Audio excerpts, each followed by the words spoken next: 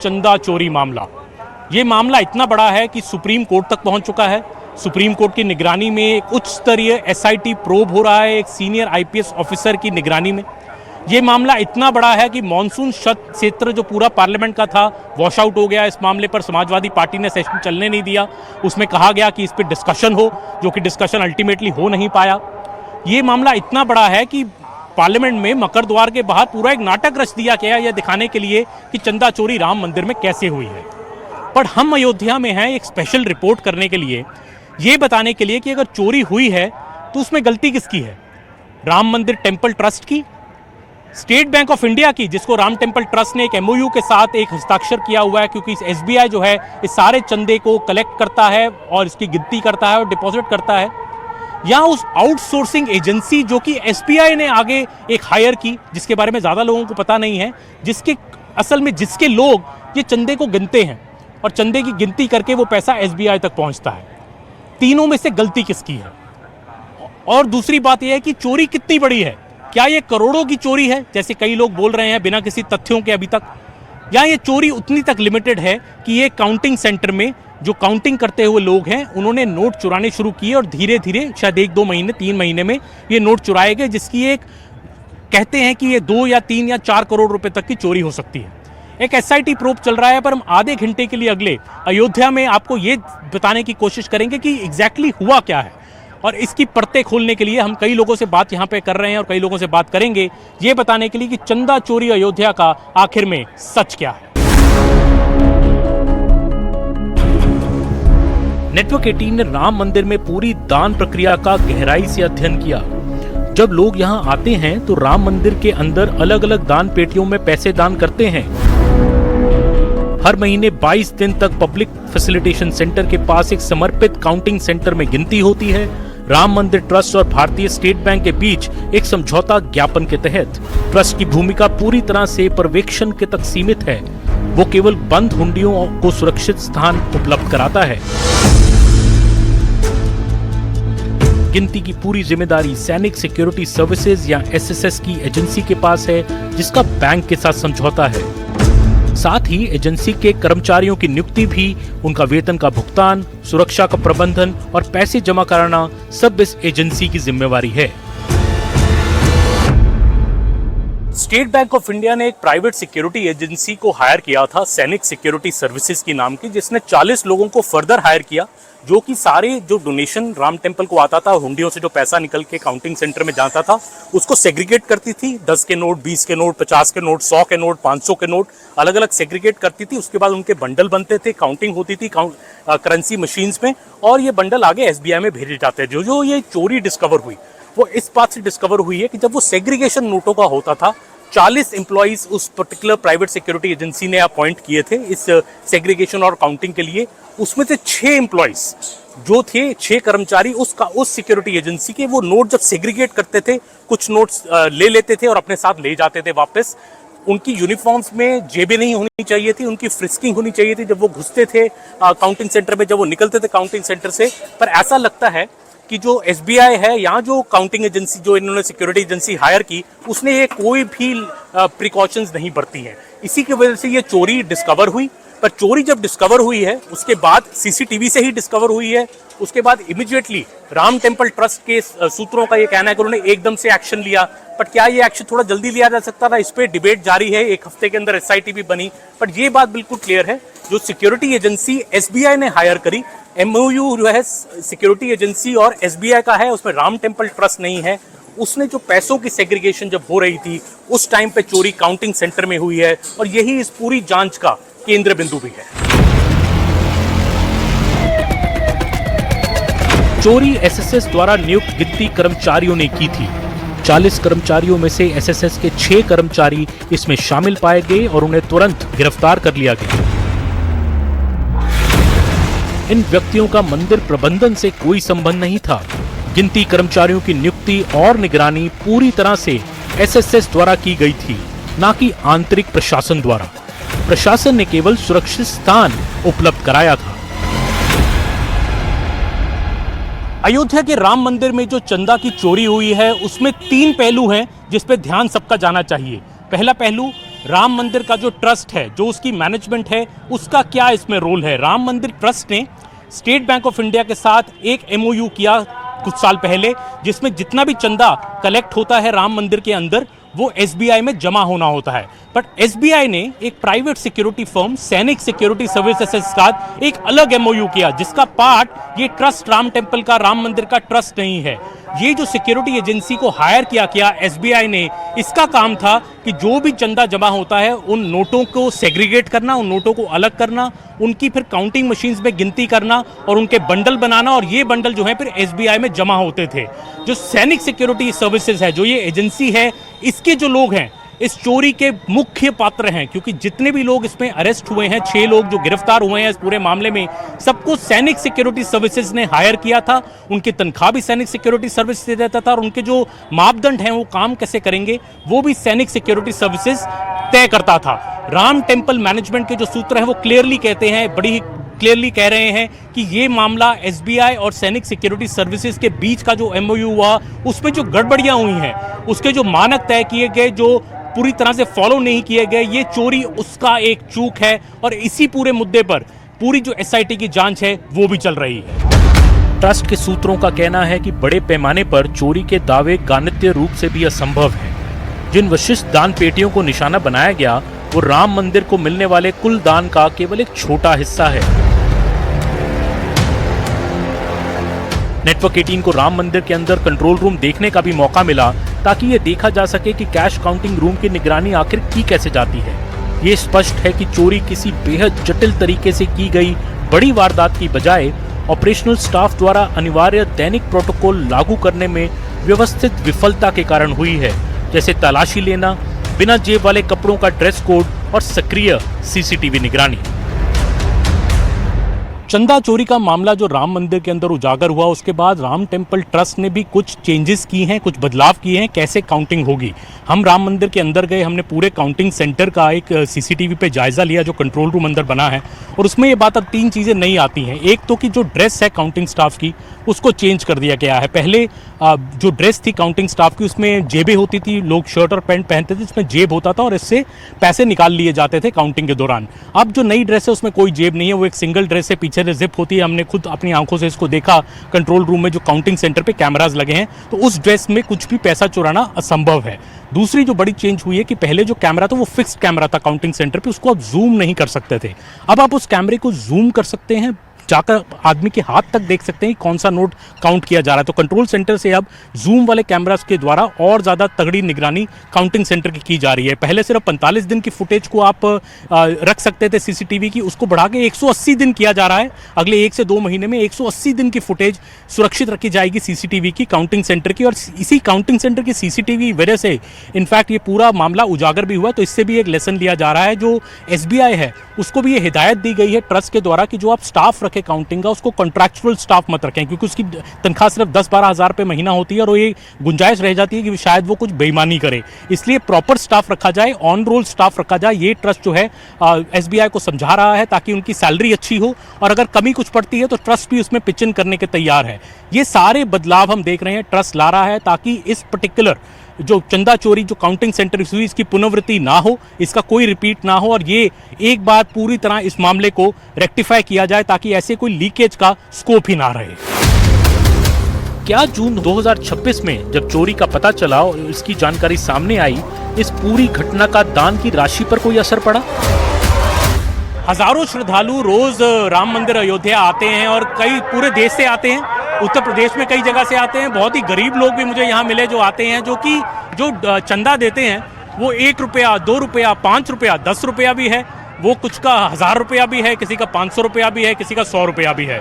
But क्या इन लोगों की आस्था इस बात से कम हुई कि जब ये चंदा चोरी की खबरें पूरी नेशनल हेडलाइंस में आई तो क्या ये फिगर्स शो करते हैं कि चंदे में कुछ कमी आई है, कि लोगों का भरोसा कम हुआ? ऐसा कम से कम फिगर्स तो नहीं दिखाते। अगर हम जून और जुलाई की भी बात करें तो चंदा जो राम मंदिर को आ रहा है वो तकरीबन 5 करोड़ रुपया हर महीना आता है। पहले भी इतना ही आ रहा था, अब भी राम मंदिर अथॉरिटीज़ का कहना है कि उतना ही चंदा तकरीबन 5 करोड़ रुपये हर महीने आ रहा है। ये दिखाता है कि लोगों की आस्था तो कम नहीं हुई है, लोगों में जो शंकाएं थी शायद उन पे जो एक्शन हुआ है, और जैसे योगी आदित्यनाथ मुख्यमंत्री ने कहा कि हम किसी भी गुनाहगार को छोड़ेंगे नहीं, तो लोगों में ये विश्वास है कि ये एक मे बी एक ब्लिप था, बीच में एक चूक हुई काउंटिंग स्टाफ के द्वारा, बट राम टेम्पल के लिए, राम मंदिर के लिए और पूरे चंदा का जो प्रोसेस है उसमें जो लोगों का बिलीफ है और जो लोगों की आस्था है वो कहीं भी कम होती नहीं दिख रही है, क्योंकि जो डोनेशन का फिगर है, जो चंदे का फिगर है, वो अभी भी तकरीबन हर महीने 5 करोड़ रुपए पर ही है।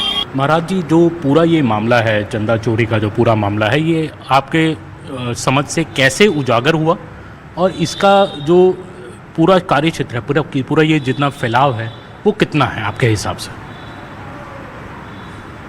बहुत बहुत आपको धन्यवाद। इसमें तो जो असलियत जो भी आएगी, जो एसआईटी की जांच हो रही है, एक बार एसआईटी की जांच हुई, उसकी रिपोर्ट पेश की गई, पुनः सुप्रीम कोर्ट ने दूसरी बार एसआईटी का गठन कराया, उसकी जांच रिपोर्ट जा रही है, असलियत तो वहीं आएगी, क्योंकि किसी को एक ये सब किसी भी व्यक्ति को पता नहीं। सोशल मीडिया पर आप देख रहे हैं कि तमाम कोई 200 बता रहा है, कोई भी 400 बता रहा है, जो इतने का 100 करोड़ का, तो लेकिन आखिर उसमें असलियत क्या है, सही क्या है कि कितना चोरी हुआ, उसकी जानकारी तो एसआईटी ही कर पाएगी। तो जब ये उजागर हुआ तो कैसे उजागर हुआ? पहली बार आपकी समझ से कैसे उजागर हुआ है? अब उजागर की जहाँ तक हमारी बात है कि वहाँ काउंटिंग हो रहा था, काउंटिंग होते समय किसी बैंक कर्मचारी ने उसको देखा, बैंक कर्मचारी ने देखा तो उस व्यक्ति को पकड़ा और उसकी जांच कराया। जांच कराने के बाद जब उसको पकड़ा गया तो जाकर के अपना कुछ बहानेबाजी इत्यादि किया और जाकर के वो कमोट में वहाँ शौचालय में पैसा रख दिया, और पैसा रखने के बाद पुनः जब शौचालय जांच किया गया तो वहाँ पैसे कुछ बरामद हुए। बरामद होने के बाद से माननीय वो चंपत राय जी और वहाँ के जो पदाधिकारी थे उनको ये सूचना की गई, सभी लोग मिले और उसके बाद उसको पकड़ा गया, और पकड़ा करके उसके बाद जांच पड़ताल हुआ, और उसके बाद उसी के खिलाफ एफआईआर दर्ज हुआ, और धीरे धीरे धीरे उसकी नेटवर्किंग जो थी, 2 4 5 जो लोग थे उसमें पकड़े गए। ये जो मामला है पूरा, ये 5-6 लोगों तो की आपको लगता है सीमित है, जो काउंटिंग स्टाफ है एक तरह से, जो पैसों को काउंटिंग स्टाफ है, उसमें शेष कहीं अभी तक कोई ऐसा पता नहीं चला कि उसमें दूसरा व्यक्ति भी इन्वॉल्व है। क्योंकि इस मामले ने तूल ज़्यादा पकड़ा जब चंपत राय जी, अनिल मिश्रा जी ने त्यागपत्र दिया ट्रस्ट से, तो वो फिर त्यागपत्र, लोगों के मन में सवाल उठता है कि त्यागपत्र फिर क्यों दिया अगर कुछ गलत नहीं था? त्यागपत्र उनके समय में हुआ है और उन्होंने नैतिकता के आधार पर त्यागपत्र दे दिया। खुद ही उन्होंने एसआईटी भी जांच भी उन्होंने ही बंद। हाँ, चंपत राय जी ने ही आग्रह किया माननीय मुख्यमंत्री जी से, और मुख्यमंत्री जी ने एसआईटी की जांच के लिए जो है वो कमेटी गठित किया। महाराज जी, आपको लगता है कि इस मामले में राजनीति ज़्यादा हो रही है? तथ्य कुछ इतने ज़्यादा नहीं आए पर राजनीति बहुत हुई है। नहीं, राजनीति तो ही हो रही है, ये सोशल मीडिया पर राजनीतिक नेताओं ने ही इसको तूल दे दिया, जबकि ऐसा कुछ यहाँ है नहीं। लगभग सभी साधु संत और वहाँ आना जाना, हम लोगों के भी दर्शन करने में, इस तरह की कोई यहाँ चीज़ नहीं है। कुछ कमियाँ हैं जो पकड़ी गई है, जो लोग पकड़े गए हैं वो जेल में हैं। जी, आपने शायद देखा हो जब पार्लियामेंट अभी चल रही थी तो वहाँ पे एक सांसद ने साधु का वेश ढाला, बाहर द्वार पर बैठ के कि ये चंदा चोरी हो रहा है। कई लोग उस बात से आहत भी हुए कि साधु संत या पुजारी ने तो चोरी नहीं किया है। नहीं, ये तो जो उन्होंने किया है बहुत ही गलत किया है, और सनातन धर्म को बदनाम करने के लिए किया है, क्योंकि उसमें श्री राम जन्मभूमि में चंदा चोरी में कोई साधु तो इन्वॉल्व है ही नहीं, उसमें किसी साधु संत का नाम है नहीं, उसके कर्मचारियों ने चोरी किया है, न कि कोई साधु संत उसमें इन्वॉल्व है। इसलिए जो कुछ भी है वो सनातन धर्म के ऊपर एक बड़ा कुठाराघात है, बहुत बड़ा हमारी भारतीय संस्कृति पर सीधे प्रहार है। क्योंकि मुझे याद है चंपत राय जी ने जो चिट्ठी भी लिखा था यहाँ जो त्यागपत्र देते समय, तो उन्होंने बोला विश्वासघात हुआ है। आपको लगता है विश्वासघात हो गया? और चंपत राय जी के तो इतने साल से वो इस आंदोलन में भी रहे। ये निश्चित रूप से उनके साथ विश्वासघात किया है, जिनके ऊपर उन्होंने विश्वास किया वहाँ कुछ गड़बड़ियाँ हुई और उसी का परिणाम ये सामने आया है। क्योंकि चंपत राय जी तो ऐसे व्यक्ति हैं कि 90 से हमारी उनकी मुलाकात पहली बार जब अयोध्या आए तब से है। ऐसा व्यक्ति तो मैं बहुत नज़दीक उनके रहा हूँ, जो आदमी केवल 2 रोटी खाता है और अपना कपड़ा भी प्रेस नहीं कराता है। हमने कहा भाई साहब ये कपड़ा क्यों नहीं प्रेस करा लेते हैं? तो कहते हैं मैं समाज का पैसा क्यों खर्च करूँ। इतना बड़ा त्याग और तपस्या जो प्रोफेसर रह करके और इतना पूरा जीवन दान दे दिया, वो ऐसा कार्य क्यों करेगा? किसके लिए करेगा? और करेगा तो कहाँ ले जाएगा? जिसके पास 2 धोती 2 कुर्ता के अलावा कुछ है ही नहीं है, न उनके पास कोई रूम है अलग से रहने के लिए। जहाँ सोते हैं, कारसेवकपुरम में सोएंगे तो उसमें ताला नहीं बंद होता है, तीर्थक्षेत्रपुरम में सोते हैं तो चाहे दिल्ली में कोई उनके पास व्यक्तिगत रूम नहीं है, एक झोले में ही उनकी पूरी दुनिया है। मंदिर के निर्माण के लिए प्राप्त धनराशि के इस्तेमाल को लेकर भी कई गंभीर आरोप लगाए गए हैं। या फिर मंदिर को चढ़ाए गए सोने और चांदी का हिसाब रखा गया या नहीं, इसे लेकर भी कई सवाल उठे हैं। राम मंदिर चंदा चोरी मामले के बाद 2 और आरोप हैं जिसका सामना राम मंदिर ट्रस्ट को करना पड़ा है। हम यहाँ पे तीर्थ क्षेत्र भवन में हैं जो राम मंदिर ट्रस्ट का हेडक्वार्टर है, और यहाँ पे ये क्लियर बात है कि 2 बातें कही जा रही हैं कि जो 3300 करोड़ रुपया राम मंदिर को डोनेशन के थ्रू मिला, जिससे कंस्ट्रक्शन होना था पूरे राम मंदिर का, उसका क्या हुआ। और राम मंदिर ट्रस्ट के जो सूत्र हमें क्लियरली बताते हैं, सुप्रीम कोर्ट के फैसले के बाद मंदिर निर्माण के लिए लगभग 3300 करोड़ रुपए दान में मिले। इसमें से मुख्य खर्चों में मंदिर निर्माण के लिए लगभग 1800 करोड़ रुपए और जमीन खरीदने के लिए 400 करोड़ रुपए शामिल हैं। एकत्रित की गई पूरी 3300 करोड़ की जो हिसाब किताब है वो पूरी तरह ऑडिटेड है। इसमें कोई भी गड़बड़ी का कोई सवाल नहीं है, ये राम मंदिर ट्रस्ट का साफ कहना है। दूसरा जो मैटर सबसे बड़ा पूछा गया कि जो डोनेशन हुए काइंड में जो गोल्ड ऑफरिंग हुई या जो सिल्वर ब्रिक्स दी गई, सिल्वर ईंटें दी गई, उसका क्या हुआ। उसके भी ऊपर भी जब राम मंदिर तीर्थ क्षेत्र भवन में हम हैं और जब हम यहाँ पे बात करते हैं सूत्रों से, तो उनका कहना है कि वो भी जो सारा सामान आया उसकी भी पूरी अकाउंटिंग की गई है, उसकी भी पूरी गिनती है, उसमें से कुछ भी गायब नहीं है। क्लियरली ये राम मंदिर ट्रस्ट का कहना है। और जो चढ़ावे में चढ़ाई गई मुख्य जो जितनी भी आइटम्स हैं, चाहे वो सोने के आभूषण हो, चाहे वो सिल्वर के ईंटें हों, सबका पूरा अकाउंटिंग किया गया है। एक लॉकर में उसको रखा गया है जिसकी 2 चाबियां होती हैं। और ट्रस्ट इस बात को बिल्कुल नकारता है कि ना तो मंदिर के कंस्ट्रक्शन में कोई गफला हुआ है, ना कि जो ऑफरिंग्स मिली हैं वो कोई गायब हो गई हैं। ये मामला सिर्फ एक चंदा चोरी का मामला है। 6 लोगों की चोरी है जो एक आउटसोर्सिंग एजेंसी के एम्प्लॉयज थे। इसको इतना बढ़ा चढ़ा के क्यों बताया जा रहा है राम मंदिर ट्रस्ट का, ये भी बड़ा सवाल है। जहाँ काउंटिंग होता है वो काउंटिंग मंदिर से 400-500 मीटर दूर। काउंटिंग करने वाले कौन? ना तो राजू दास, ना तो कोई साधु, ना तो वहाँ का पुजारी। काउंटिंग करने वाला कौन? काउंटिंग करने वाला बैंक का कर्मचारी। काउंटिंग करने वाला जो दैनिक बेस पर ट्रस्ट ने रखा था, वो काउंटिंग करने वाला, उन्होंने चाहे 1 रुपया का गड़बड़ी की, चाहे 2 रुपया गड़बड़ी की, लेकिन इस प्रकार से एक माहौल क्रिएट किया गया, वातावरण क्रिएट किया गया, कैसे सनातन को बदनाम किया जाए। क्योंकि राम मंदिर से लोगों को तकलीफ थी, विपक्ष को। विपक्ष कभी कतई नहीं चाहता था राम मंदिर का निर्माण हो, जिसका प्रत्यक्ष उदाहरण आप सारे लोग जानते हो। आपके लोगों ने लगातार अयोध्या में राम मंदिर पुनर्निर्माण को लेकर डिबेट किया है, और आपने देखा है यही लोग हैं जो लोग आज राम मंदिर की बात करते हैं, आज तक राम जी का दर्शन करने नहीं आ पाए हैं। नंबर 1। नंबर 2, जो लोग आज इस चोरी की बात कर रहे हैं उन लोगों ने 1 रुपया का योगदान नहीं किया है। नंबर 3, मैं पूछना चाहता हूं उन लोगों से, यही लोग तो वकील खड़े किए थे राम मंदिर के विरोध में। अगर राम से इतनी ही निष्ठा थी, आस्था थी, श्रद्धा था, विश्वास था, भाव था, भावना था, जो आज भावना आहत हो रही है, क्या आज से कुछ दिन पहले ये भाव, भावना, आस्था, श्रद्धा, विश्वास नहीं था क्या? राम मंदिर के विरोध में 16-16, 17-17 वकील खड़े कर देना। बाबरी मस्जिद की पैरोकारी करने के लिए आपने एक भी एविडेंस, साक्ष्य कोर्ट को पहुंचाने का प्रयास नहीं किया जब आप शासन सत्ता सरकार में थे। आरएसएस इस मुद्दे पर मुखर रहा है। उसने एक आधिकारिक बयान जारी कर चिंता व्यक्त की, पुलिस जांच का समर्थन किया और संचालन संबंधी सुधारों की अपेक्षा भी जताई। एक नए सीईओ की नियुक्ति की प्रक्रिया भी चल रही है, जिसमें 16 उम्मीदवारों को शॉर्टलिस्ट किया गया है और 3 नाम ट्रस्ट को भेजे जाने हैं।